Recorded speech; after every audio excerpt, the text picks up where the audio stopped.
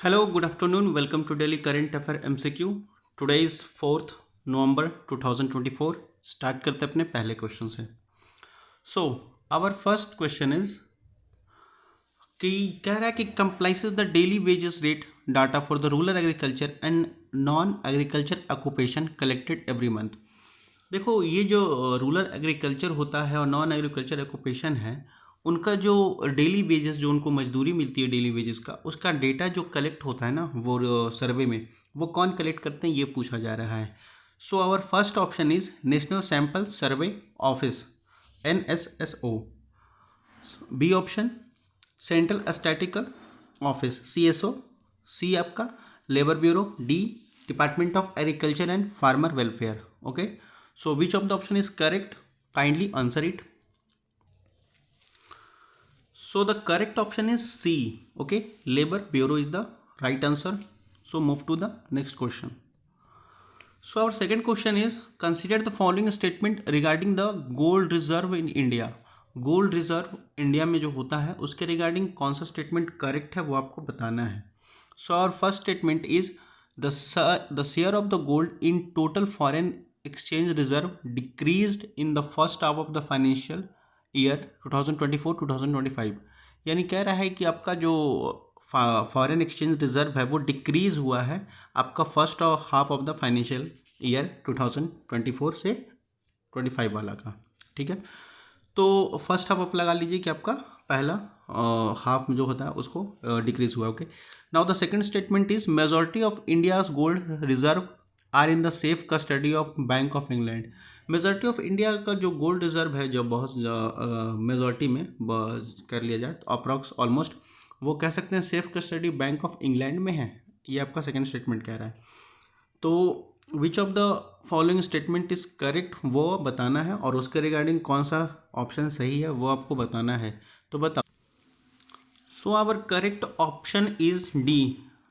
None of the statement is correct. Okay, first गलत है, second गलत है, दोनों के दोनों रॉन्ग है. ओके, सो आपका जो करेक्ट ऑप्शन हो जाएगा उसके रिगार्डिंग वो डी हो जाएगा, नाइदर वन नाइदर टू. ठीक है, अब देखो बात करता है गोल्ड रिजर्व की. तो देखिए आरबीआई जो डोमेस्टिक गोल्ड होल्डिंग है जो आपका अभी 510 मेट्रिक टन है. ठीक है, और ये क्लोज टू कह सकते हैं कि आपका 324 metric ton RBI gold continue करता है to be safe in the custody of Bank of England. यानी बैंक ऑफ इंग्लैंड को तो कह सकते हैं मेजॉरिटी तो नहीं रखता है लेकिन 324 रखते हैं ऐसे सेफ कस्टडी के लिए. ठीक है, उसके बाद बात कर लीजिए फॉरेन रिजर्व एक्सचेंज रेशियो को, तो वो इंक्रीज हुआ है 8.15 से 9.32 in first half of the financial year. ठीक है, डिक्रीज नहीं हुआ, इंक्रीज हुआ है. Okay, now move to the next question. Now the third question is, consider the following statement regarding oral rehydration therapy. Okay, oral rehydration therapy के regarding कौन सा statement correct है वो आपको बताना है. Okay, so our first statement is oral rehydration therapy primarily involve the administration of mixture of clean water, salt, sugar of to treatment dehydration. ये ORT जो कह रहा है ओरल डिहाइड्रेशन ट्रीटमेंट, वो इन्वॉल्व होता है administration of mixture of clean water, salt और sugar को मिला करके ऐसा ट्रीटमेंट किया जाता है, ऐसा बता रहा है. सेकेंड स्टेटमेंट आपका कहता है कि ORT is recommended by the World Health Organization as a first line treatment for the severe dehydration due to the cholera and other diarrhoeal disease. यानी कह रहा है कि ORT जो है वो रिकमेंड किया गया WHO के द्वारा. ठीक है, इसके थर्ड स्टेटमेंट आपका कहता है ORT required the use of the specialised pharmaceutical grade solution to be effective. ORT जो है आपको ORT में रिक्वायर होता है use of the specialised pharmaceutical grade solution. Okay, तो which of the following statement is correct and answer the regarding option also. Okay,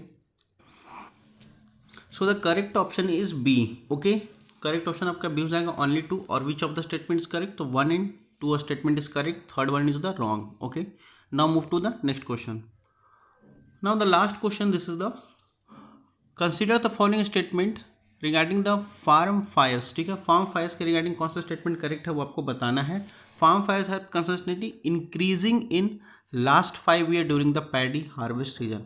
last 5 year में जो कह सकते हैं कि फार्म फायर जो आपको देखने को मिलता होगा, जिसको पराली कहते हैं, जिसको पराली जलाना कहते हैं, कि आप पंजाब और हरियाणा कैसे मतलब दिल्ली के एनसीआर में आसपास देखते होगे कि वहाँ फसल कटने के बाद जो बच जाते हैं, छोड़ो जो उनकी रूट बच जाते हैं, उसको जला दिया जाता है। ठीक है, तो ये कहा जा रहा है उसके रिगार्डिंग कि ये देखा गया है कि पिछले 5 सालों में ये जलाने की जो प्रक्रिया प्रोसेस है ये बहुत तेज़ी पर से बढ़ा है। ठीक है, सेकंड स्टेटमेंट आपका कहता है Punjab record the highest number of farm fires in India.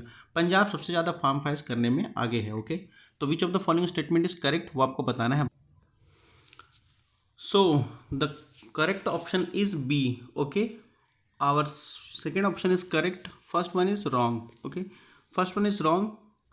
देखो कहता क्या है कि दो लास्ट 5 ईयर की बात कर लीजिए तो लास्ट 5 ईयर में ये देखने को मिला है कि पैडी जो है, पैडी के रिगार्डिंग जो है वो नॉर्थ इंडिया में क्या कह सकते हो फुल लो देखा गया है। आपको जो फार्म फायर है वो इंक्रीज नहीं हुई, डिक्रीज देखा गया है। ठीक है, और पंजाब टॉप करता है लिस्ट में ऑफ कोर्स। उसके बाद उत्तर प्रदेश आता है, जो कि उत्तर प्रदेश हरियाणा को रिप्लेस किया। इसके पहले हरियाणा था, अभी 2024 की बात कर ली जाए तो उत्तर प्रदेश रिप्लेस कर दिया हरियाणा को, और second highest farm fire state बन चुका है इंडिया में। Okay, that's all for the today's session.